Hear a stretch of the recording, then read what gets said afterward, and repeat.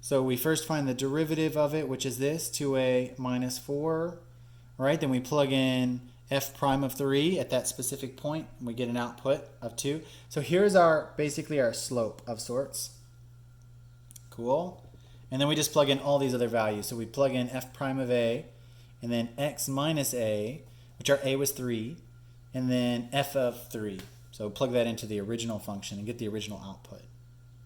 Good, just like they have written here. And we plug all these values in. So 2 times x minus 3 plus a negative 3, and it gives us this line. How cool. All right, I've never actually seen that before. That's really interesting and probably very useful. So there you go. That's our last example. This gives us this tangent line through this point at x equals 3.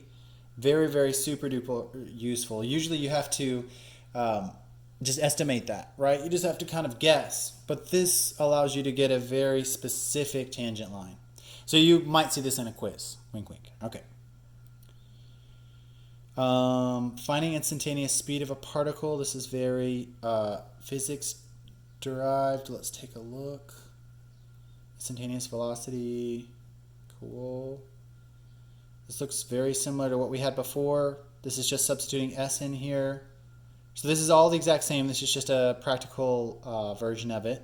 And instead of f of a's, they're just calling the function s. Right? Just another physics problem.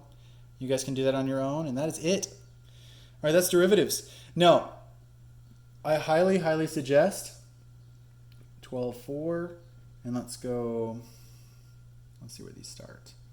7, yeah, the graphic ones will be the most important. Let's go 7 through 43. Every other odd.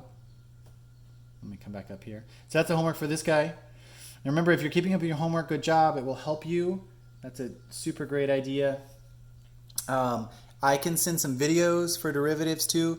After you finish this, I would say work all these problems, really get how limits work, really get how finding all this stuff actually functions, and then watch videos on what derivatives actually mean, and I can send you a couple of those, and they're really interesting. But you definitely need an introduction to the math before you mess around with trying to understand the bigger idea. So good luck. Hopefully that works out well. This is our last lecture, so we're done with that. I highly suggest for the Chapter 12 test, which will be on Thursday, that you guys take the practice test down here. I'll show you where that is. You guys are familiar with it. These questions will come just straight from it. The review questions and then the actual practice test here. This is just golden. If you can take this practice test, you're good to go. All right, good luck. Send me your questions. I'll happily answer them for you. Have a nice day, and I'll see you guys Thursday.